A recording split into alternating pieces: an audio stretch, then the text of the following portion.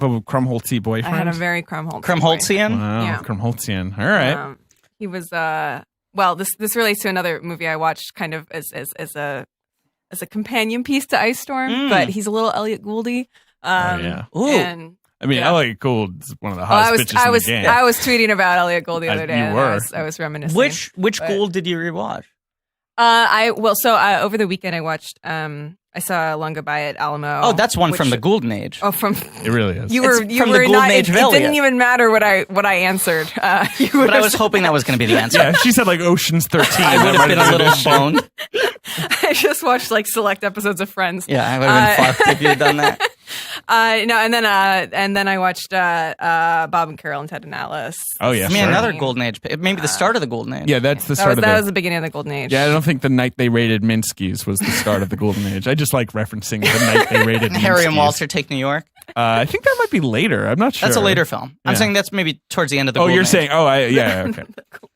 They took New York. I'm still living in the Golden Age. I don't care whatever anybody says. What a That's the thing. Gould's still kind of charming. Yeah. Like, obviously he's an older man. Yeah. He's an older gentleman, but He gives I a don't good know. interview. I was reading a lot of like recent interviews of his. I Like, forget.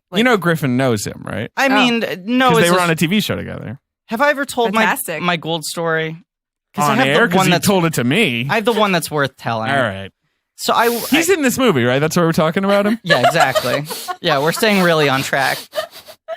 So if I had boys like Karen Hanna, he would be in Emily's Boys. Right. Yes, Yeah, of course. for sure. Yeah. Oh, he's a Griff guy, 100%. Yeah, he's a David's dude. I don't know. He was on Mulaney. The one episode of Mulaney that I was on that no one ever saw. The pilot that was never aired. Right. The single greatest piece of television. Let's Lost just pop tell everyone culture. that. Lost to pop culture. But he's one of my ultimate guys. And so that was like the embarrassment of riches was like getting to work with him and spend a lot of time with him. Because when you do multi-camera stuff, a lot of it's like sitting around. It's like a school play. Yeah. Where you're just like hanging out in the rafters waiting for them to call you up for your scene. Yeah. So I spent a lot of time with him and we bonded a lot talking about anxiety and depression. I was like, oh my God, Elliott Gould's about to become my father figure. Oh. And then I I felt so wounded after I got fired off the show that I got his personal information. I never had the courage to reach out to him again, and I haven't talked to him since. Oh, I thought you were going to say that you reached out to him and he didn't respond. I was so worried that would happen that I didn't want to put myself out there. I'm sure. I bet he would have. I think he would have I because bet he he's a would've. real match. And I feel like we connected. And that week or two that we were working together, I was like, this is going to be the next 8 years of my life. This is going to be unbelievable. He's going to help me get a good head on my shoulders. Right before we went out to film the episode, he put his hand on my shoulder and he went, your family, they didn't show affection that much, did they?